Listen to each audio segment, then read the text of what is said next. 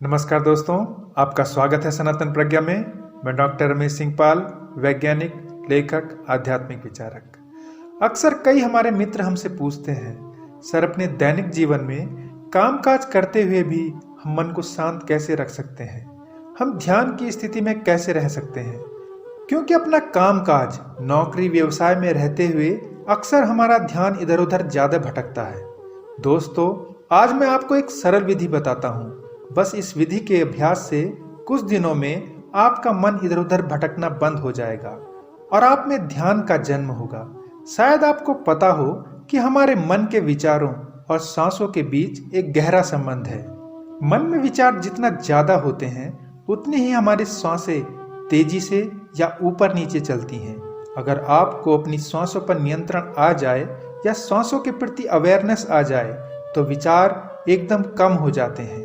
और यदि हम अपनी सांसों के प्रति पूर्ण रूप से सजग हो जाएं, तो हम में एक नए ध्यान का आनंद घटना शुरू हो जाता है। आपको करना बस इतना है कि जब भी आप अपने क्रियाकलापों में लगे हों, अपना ध्यान 2 सांसों के अंतराल पर टिकाने का प्रयास करें।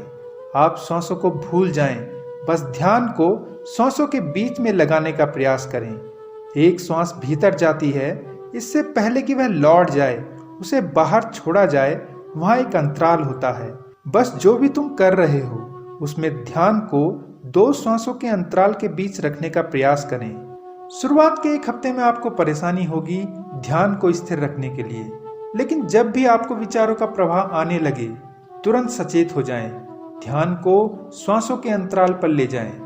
भोजन कर रहे हो, भोजन करते जाओ और अंतराल पर ध्यान रखो।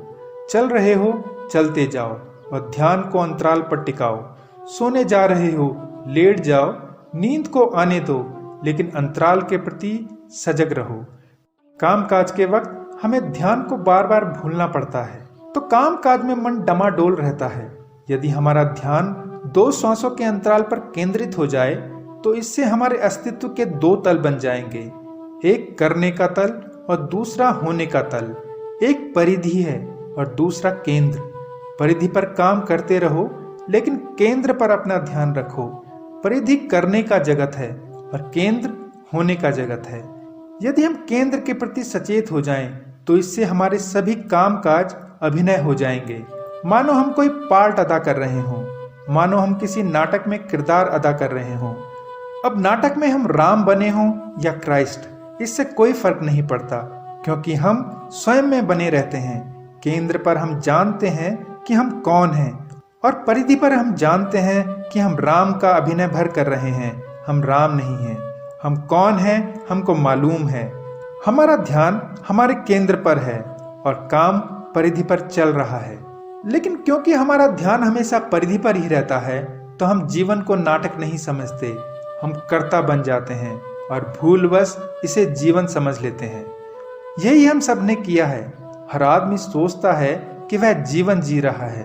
यह जीवन नहीं है, यह तो एक रोल है, एक पार्ट है जो समाज ने, परिस्थितियों ने, संस्कृति ने, देश की परंपरा ने हमें थमा दिया है।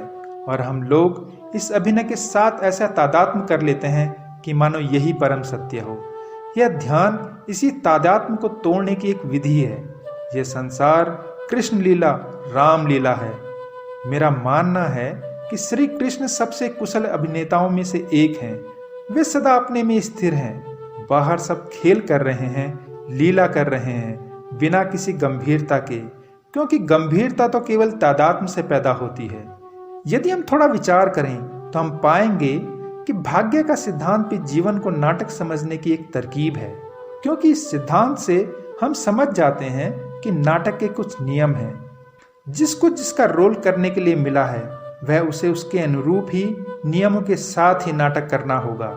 यदि तुम्हें राम का अभिनय करना है तो तुम इसे बदल नहीं सकते।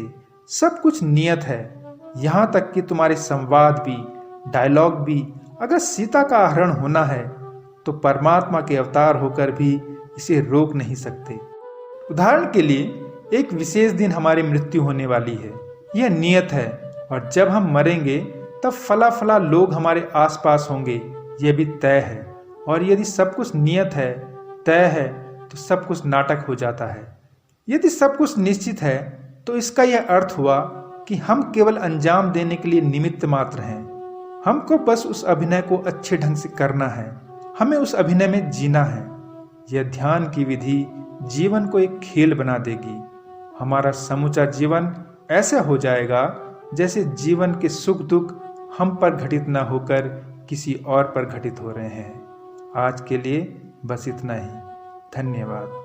आध्यात्मिक उन्नति तथा मोटिवेशन के लिए सनातन प्रज्ञा से जुड़ें। जीवन में बदलाव अवश्य आएगा।